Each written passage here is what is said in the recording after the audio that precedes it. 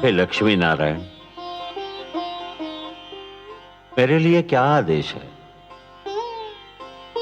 आज आपकी सभा में कुछ नवीन, अति सुंदर और महातेजस्वी पात्र दिखाई दे रहे हैं प्रभु, जिनके आज से पहले कभी दर्शन नहीं हुए। हे ब्रह्मा, ये आप्तवचन है, मेरी वाणी है। ये सारे ज्ञान के स्वरूप हैं। ज्ञान जो निश्चल होता है, पवित्र होता है, एक बालक के समान, और इसीलिए इन्हें बाल स्वरूप प्राप्त हुआ है। ब्रह्मा जी, विधाता को अपना परिचय दीजिए। हे ब्रह्मा, भगवान विष्णु ने मेरा नाम ऋग्वेद रखा है। हे प्रजापति, भगवान विष्णु ने मुझे यजुर्वेद का नाम दिया है। हे विधाता, भगवान विष्णु ने मुझे सामवेद कहकर पुकारा है। हे प्रभु, भगवान विष्णु से मुझे अथर्ववेद का नाम मिला है। हे त्रिलोकीनाथ, परिचय तो मिल गया, परंतु मेरे लिए इनकी रचना का उद्देश्य अब भी एक भेद बना हुआ है। कौन सी आवश्यकता इनकी रचना का कारण बन गई सर्वेश्वर? हे चतुरानन, जिस सृष्टि का निर्माण आपने किया है, उसे चलाने का कार्यभार तो हम ही को मिला है ना? वो तो आप बहुत सुंदर ढंग से चला रहे हैं। आदि प्रजापति, हाँ, किंतु शिशु जब अपने पांव पर खड़ा होना और चलना सीख रहा होता है, तो हर पग पर उसके पांव डगमगाते हैं। उसे गिरने का भय होता है, तब उसे किसी उंगली या हाथ के संबल की आवश्यकता होती है। मानव जीवन भी अभी बस अपने पांव पर खड़ा होना और चलना सीख ही रहा है। ब्रह्मा जी, उसे भी किसी संबल की आवश्यकता है, ज्ञान की आवश्यकता है, प्रकाश की आवश्यकता है। और ये मेरे वेद, मेरी वाणी, मेरे आप्त वचन मानव की इसी आवश्यकता की पूर्ति करेंगे। आपकी जितनी भी प्रशंसा की जाए कम है।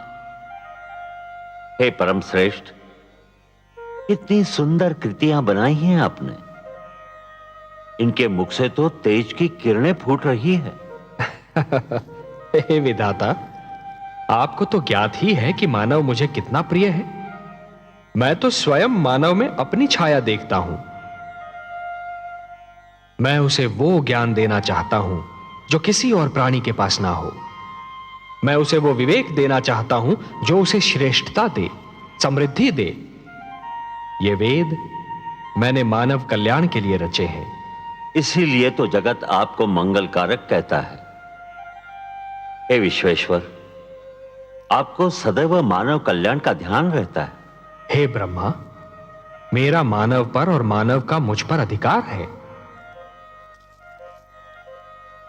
ये ऋग्वेद है।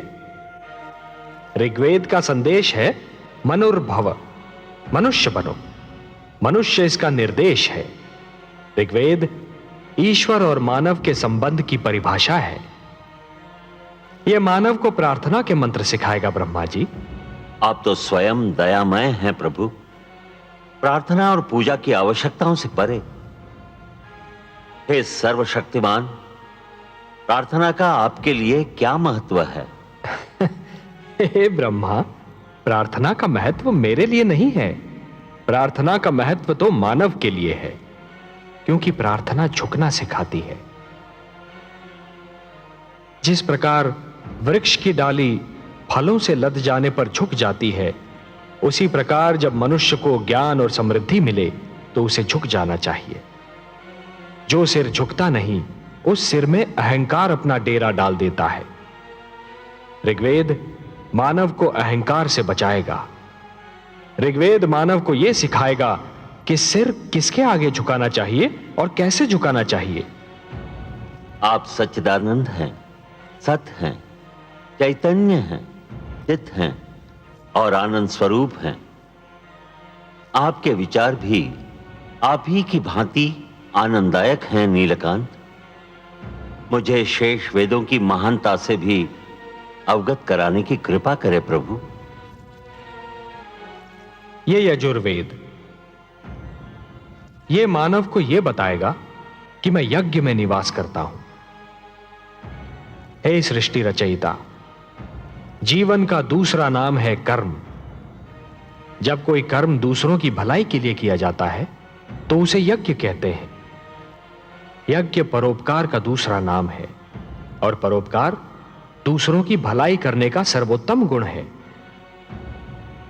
हे ब्रह्मा, जैसे एक रस्सी के बिना जल से भरा हुआ डोल कुएं से बाहर नहीं आ सकता, वैसे ही यज्ञ के बिना मानव जीवन भी अज्ञान के अंधकार से ज्ञान के उजाले में नहीं आ सकता।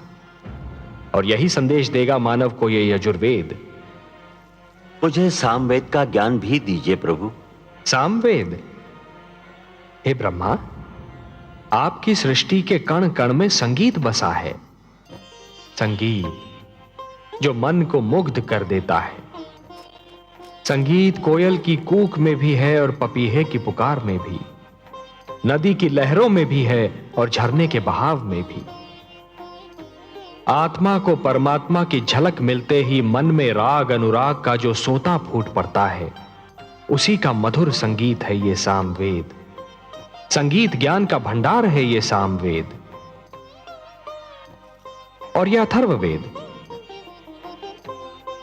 हे आदि प्रजापति, आप तो जानते हैं कि धरती पर सूर्य अपने संग एक नवीन दिन के साथ साथ एक नवीन समस्या, एक नवीन कठिनाई भी लाता है।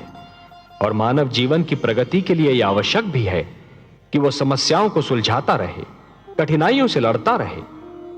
यह अथर्ववेद मानव को धरती पर पैर जमाने का पाठ पढ़ाएगा, उसके मन और शरीर को आपत्तियों विपदाओं से बचना सिखाएगा और समस्याओं को सुलझाने का मार्ग दिखाएगा। हे सर्वेश्वर, ये वेद पाकर तो मानव धन्य हो जाएगा, वो श्रेष्ठ हो जाएगा। आप धन्य हैं प्रभु, धन्य हैं। अपने आप्त वचन के रूप में संसार को यह अनुपम भेंट दे रहे हैं। हे ब्रह्मा, यदि मानव ने इन वेदों की रक्षा की तो ये वेद भी मानव की रक्षा करेंगे। धर्मो रक्षति रक्षिता। मैं चाहता हूं कि मेरी वाणी को सुरक्षित रूप से आप मानव जाति तक पहुंचा दें। यह कार्य तो आप ही कर सकते हैं ब्रह्मा जी। मैं आपके आदेश का सहर्ष पालन करूंगा सर्वेश्वर। हे ज्ञानकोश, आओ मेरे साथ।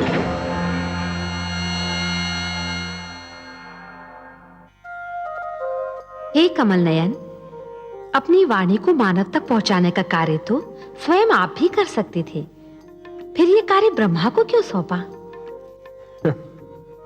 महादेवी, मेरी वाणी में तो जीवन का वरदान है, मानव संस्कारों का समावेश है। परंतु सृष्टि के निर्माता तो ब्रह्मा ही है ना। मानव को जन्म उन्होंने ही दिया है। इसीलिए मेरी वाणी के वरदान और संस्कार मानव जाति तक केवल ब्रह्मा ही पहुंचा सकते हैं। आप जो भी करते हैं मानव कल्याण के लिए ही करते हैं।